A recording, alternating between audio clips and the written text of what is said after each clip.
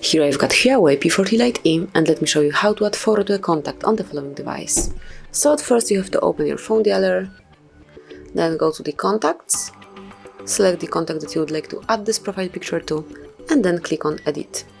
And now tap on the camera tab.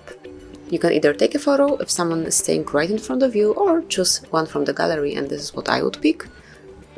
Then choose the picture that you would like to assign to this contact, then customize it, and tap on confirmation mark. Click again on the confirmation mark, and that's it. As you can see from now on, this picture is assigned to Tim, so anytime he will be calling you, you will see this profile picture at first. You will have no doubts who is calling you. So that would be all. Thank you for watching. Please subscribe our channel and leave the thumbs up.